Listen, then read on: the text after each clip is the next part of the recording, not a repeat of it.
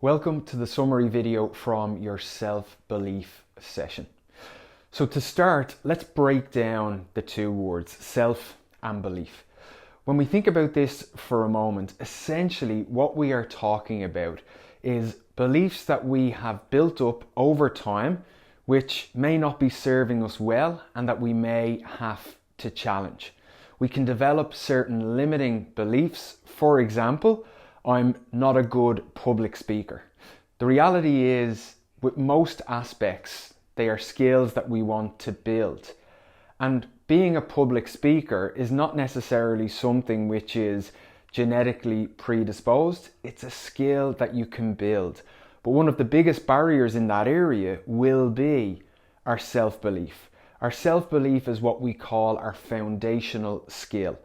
And across today's summary video, we are going to look at the mindset, the skill set, and the tool set that you can apply in order to increase your level of self-belief.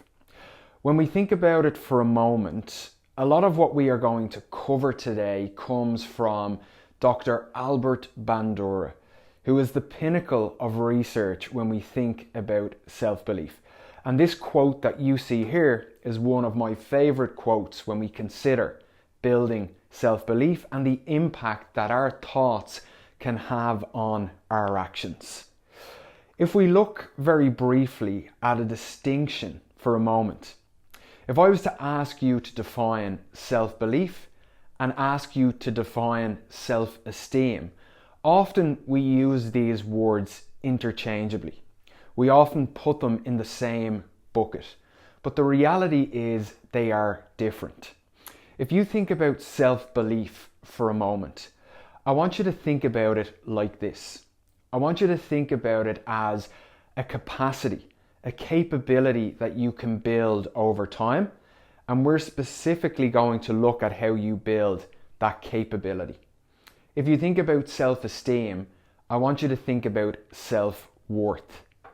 And the reality is your level of self-worth shouldn't necessarily change based on, for example, how you might perform in a presentation in work. Your self-belief in that area can be impacted. If that goes really well, it's going to increase your self-belief. If it doesn't go well, it may reduce your level of self-belief in that area. But it is important that we create that boundary when it comes to our self-esteem. Just because I haven't maybe performed the way I would have liked in that presentation, it doesn't mean that I am any less of an individual based on that circumstance. So now let's look at the 4 things that we can do to build self-belief. So when we think about building self-belief, there are 4 aspects that support it. The first, and probably not surprising, is what we call mastery experiences. So to use our frame of maybe presenting in work, if I can recall previous times where I have presented in front of my peers and it has gone well, that is going to support my level of self-belief in that area. What can also be beneficial is what we call role modeling or vicarious experiences. If I see somebody who I would essentially see as being at my level do quite well in a certain area, that helps me build my self-belief that I too can do that skill in time. So you might not yet be confident in standing up and presenting in front of your team, but maybe you've noticed a team member has developed that skill recently. That is something that you can lean into to help build your own level of self-belief. The third way that we can go about doing that is what we call this idea of recognition and feedback. So having a mentor, having somebody who provides you feedback on your performance. This positive feedback reinforces your self-belief in that area. And the last way we can build self-belief, and what we're going to focus on today, is what we call managing the physiological and emotional states. Without going into too much detail on this, we're going to dive into this in part 2 of our video.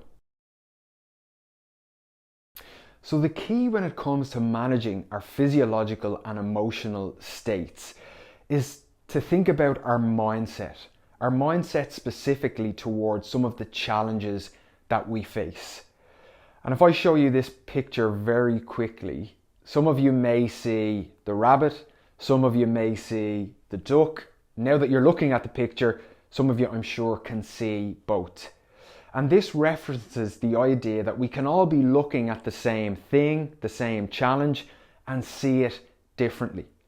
And what helps us understand that is research in the area of mindset, and specifically from three of the individuals that you see here. So many of you will know Carol Dweck, who essentially has looked at growth mindset and fixed mindset. A growth mindset is this idea that my ability is not fixed, it's actually fluid, and with practice I can build almost any skill. The second individual is Kelly McGonigal, and she specifically looks at stress mindset, whether we have what we call a challenge or a threat response when it comes to stress. And we will be encouraging you all in supporting your self-belief to adopt what we call a challenge mindset. Understanding and accepting that it won't always be perfect, we won't always be successful, but the reality is when we interact in a challenge, even if it ends in failure, that we can learn and we can grow based on that. And the last individual you see here is called Alia Crum. And Alia Crum looks at our psychological mindset towards certain situations and how that impacts us physically. So ultimately, all these three individuals are promoting this idea of what we call a growth, a challenge, and a long-term mindset. Not getting caught up in the emotion of the moment, but utilizing our ability to pull ourselves out, to zoom out, and effectively see what can be gained from that potential challenging situation.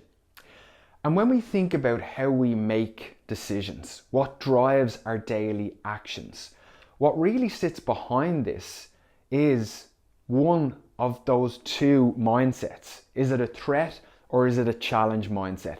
Is it fixed or is it growth? And as you see this ladder of inference, it helps us understand how we make decisions. So we have all of the selected data in the environment, and then ultimately we go through this process where we draw certain assumptions, conclusions. We start to establish certain beliefs, and overall, this is what drives our actions. So if we think about it for a moment, if I have a fixed mindset and a threat mindset towards presenting in public, well, I'm going to seek data which supports that bias that I have, that ultimately I could make a fool of myself if I get this wrong, or I've just never been good at presenting in public. Whereas when I have the growth and the challenge mindset, I understand that it's not going to be perfect, but by doing the actual skill, by practicing the skill, I get better. And as I continue to get better, I'm more confident and I increase that level of self-belief in that specific area. So what's critically important is that we analyze the mindset we have in specific areas, critical areas that we see as development as leaders as we keep moving forward. And one tool I want to leave you with before we move into our final video is what we call cognitive reframing. So this ability to be able to what we call catch, challenge and change that thought process. This can be done in regard to any aspect of our life, but if we think about it again through that frame of presenting in public, if you find that your internal dialogue is saying you've never been good at presenting, or if you mess this up, you could make a fool of yourself. It's about taking that step back, analysing that statement, asking yourself, is it helping or hindering your ability to progress in your career? Is it based on emotion or is it based on fact? Generally, we will be drawn by the emotion rather than the logic of a situation. If we analyze that specific thought, we might, with a growth and a challenge mindset, understand that I've just not yet built the skill of presenting in public. And by knowing and understanding that, I can climb that ladder more effectively and essentially avoid some of the fixed mindset or limiting beliefs that we see here.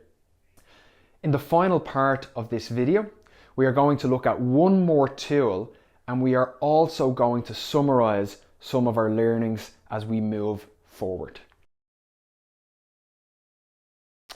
If we think about what makes building the skill of self-belief a challenge, all we have to do is think about the environments that we operate in today. And they're generally classed as VUCA, so volatile, uncertain, complex, and ambiguous.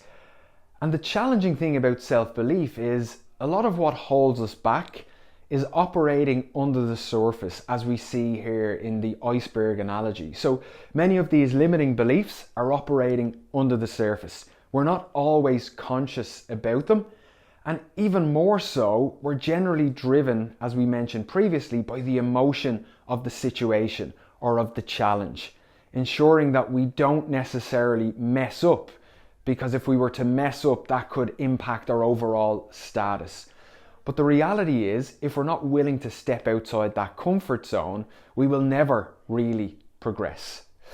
Another tool I want to leave you with to help you build that skill of self-belief is this idea of really being clear on what I can control, what I can influence, and what I need to accept.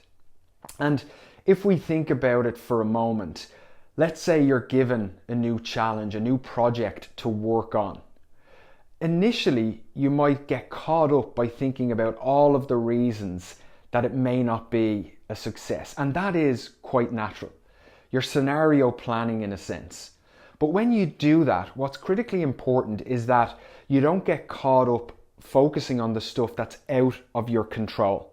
These are the things in that moment that we need to accept. We'll also outline the things in that situation that are within your control. And that's where your time and your energy need to go. But there will also be aspects that you can influence. For example, if you need to get your team on side to ensure that this project is a success, that is something that you can influence. And you might influence that by strategically meeting each person one-to-one.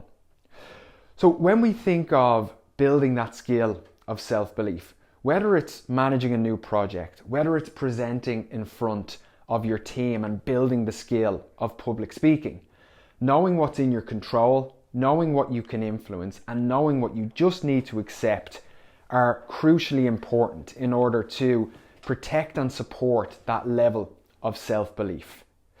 To summarize very quickly, here are some of the things that I would advise you do to help increase that level of self-belief. The first is reflect on success. So it comes back to the mastery experiences that we mentioned.